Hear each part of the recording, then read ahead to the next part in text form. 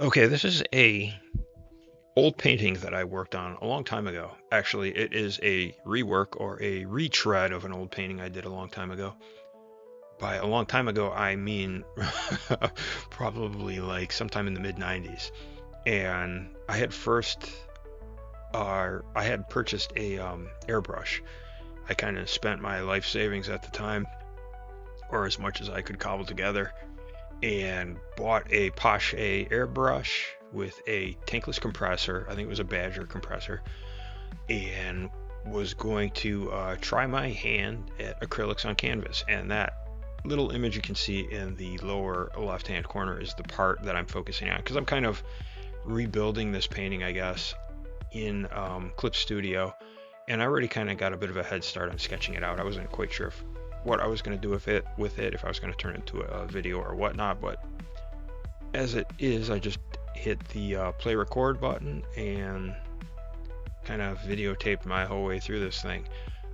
So this is primarily the only project I've been working on lately in my free time. And I don't know essentially why I wanted to do this, just to see if I could reach back in time and pull it off better or easier, or how it would be in digital on the tablet with Clip. It was definitely a lot easier, I think. I didn't When I was doing the canvas, it was painstaking and tedious, and it's really difficult to fix your screw ups on the canvas. You're gonna have to paint it over or figure out some way to fudge it and make it look better.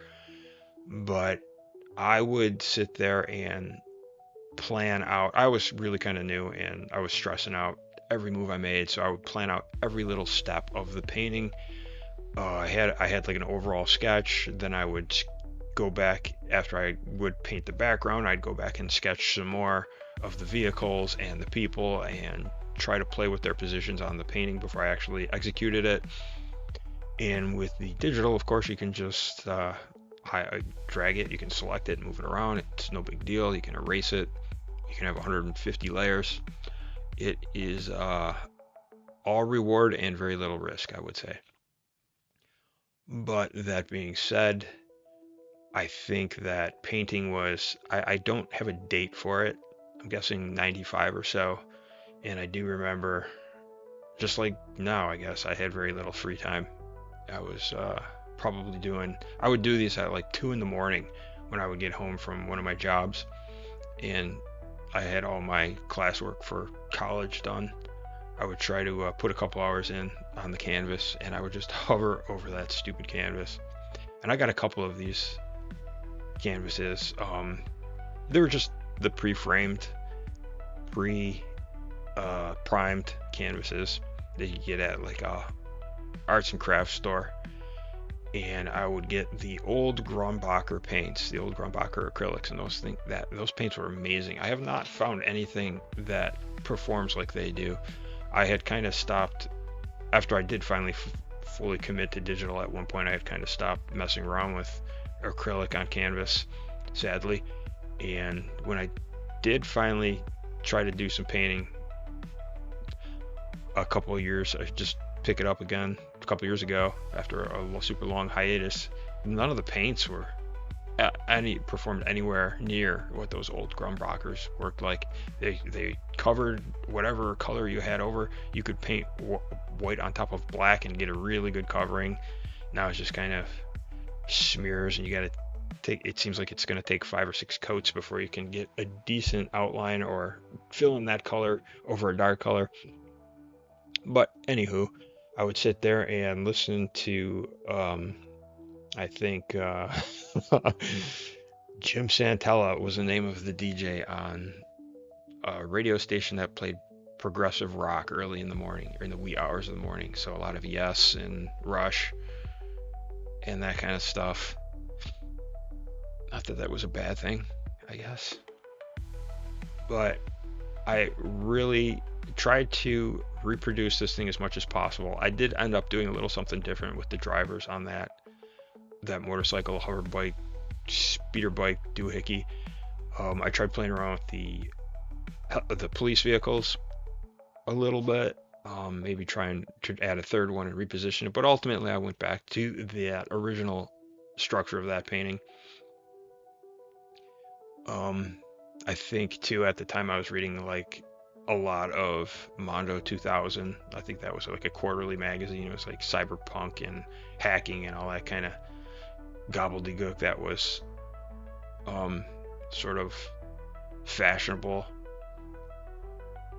And I got a lot of ideas about uh, what would you say, being not necessarily revolutionary, but anything that was sort of I don't know, rebellious, right? In a in my very controlled rebellion, and this was going to be. I had a different idea for it when I started painting it, like sort of like a they live kind of thing, where you had signs all over the place, and it was going to be obey and consume and buy. Um, but I ended up just doing sort of a more basic police chase, and I think at some point, actually just like in this recreation of this painting, I kind of got burned out on it, and I just walked away from it after I got it to a certain point. um but I'm really trying to get that overall look of that painting and copy those elements the best I can. And I'm looking at some of the stuff that I had done, and it was kind of crazy how much tedious effort I put into that old painting. There's no way I would do that anymore. Not a chance. Doing it digitally is a lot more forgiving, and you can blast through stuff a lot quicker, simpler. Adding detail as you go. A lot of this I'm just making it up as I go along now, but you can see it kind of fits that general sense of that painting. And I will try to get a visual of it at the end so I can do an overlay of the before and after. But that's what we're up to here. And I really wanted to try to use that airbrush, so I would come up with the lights shining out, or the mist being illuminated by those windows. I was trying to create a real sort of damp atmosphere. Maybe not quite raining, but very humid and muggy, sort of lower levels of some kind of uh, maybe not Warhammer 4000 Hive City, but or Coruscant. I guess maybe something more along those lines, with a more contemporary flair, something you could see in the present day with some people walking down the street. I should have added some stores or something to add a little bit more to that nightlife, as it were. But I think I was going at first for that Orwellian, boring. There's no stores, there's no consumerism, there's no shopping, nothing anymore. You're just wearing your gray uniform. But then that's where I kind of went a little off track from that path of progress, especially when I started adding like the flashy women in there. And then I kind of got a little influenced by some anime, maybe some Akira, all the stuff that I was immersed in at the time culturally, I suppose. And I'm trying to get these vehicles in there, and I can't get them exactly in the same position, but I'm going to do my best to emulate those original designs, I guess. And each one of these cars, I would do like a little sketch study for. I don't know why. It was a little kooky, a little over the top and unnecessary. And I think this might actually have been the third canvas I ever tried to paint. Heavily influenced and motivated by the likes of Chris Foss and Jim Burns. And I had a copy of 20th Century Foss and a copy of Jim Burns' Lightship. But that guy, Burns, is the master at figures. There's no way I could even ever come close to that with all the practice I might hope to put in.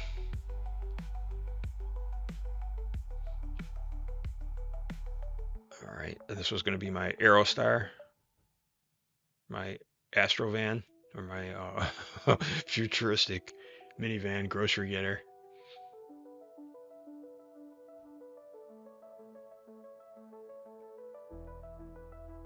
All right. And once again, I had developmental sketches for these, and all kinds of ideas and post-its all over the place. I might still have those sketches somewhere floating around, and if I can find them and dig them up in time, because I've been working on this forever, I might overlay them on the video. If not, oh well.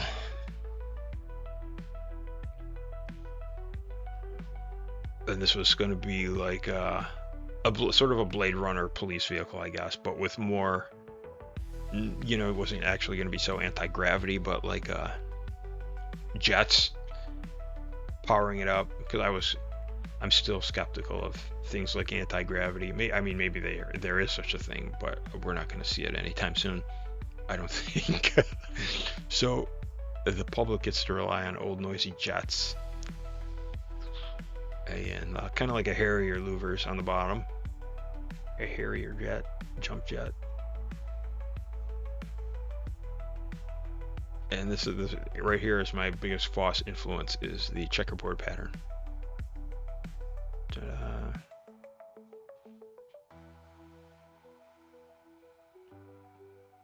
That's the man in the police vehicle.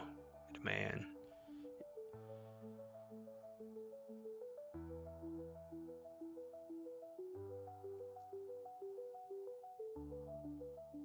And the spotlight, they're getting chased, so you can see the spotlight is going to be highlighting our main event, center stage, our fugitives running from the law. And I did actually, I think this might have been one of the first paintings I did a gallery show with. And got an honorable mention. So there's that. I don't know if I have that. I might even have that tag someplace. I would never have entered that show, but I gave the picture to my grandfather, and he put it in. Thanks, Gramps.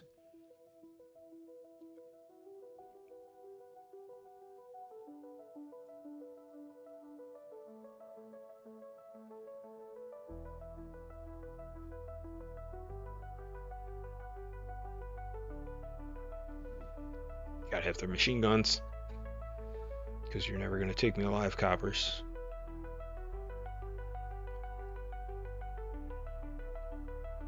Then some skis.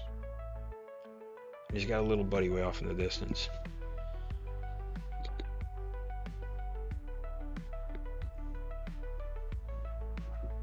But even this, as I was working on this, I was focusing on each element and just kind of working it. But most of the designs already had been developed, so it was pretty easy as far as that goes, to just copy it from the original. And I wasn't sure what I was gonna do for this bike, because the position of the drivers is a little different than I had on the original, and the angle of attack on that motorcycle or hover bike thingy.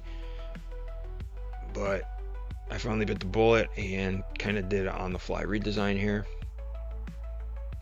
keeping note of all the street bikes that I saw driving to and from work every morning or afternoon, morning and afternoon.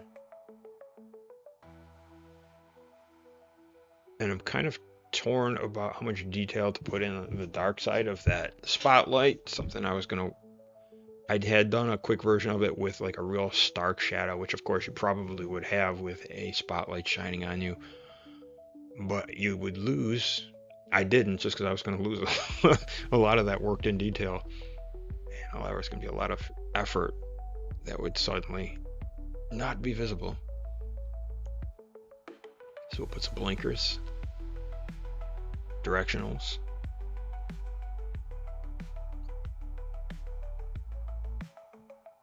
and these fins are very much a ripoff of the Star Wars jet or speeder bikes.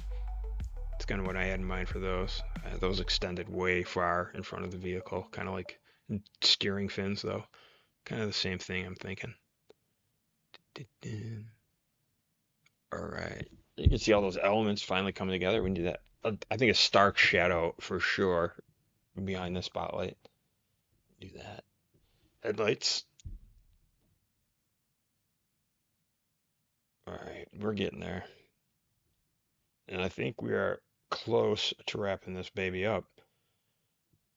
All right. I think it was actually like 16 hours I spent on this when I looked at the recorded time. So here we go. And thanks for stopping by to watch. There is the before and there's the after. All right. I appreciate everybody if you stuck around this long. See you next time.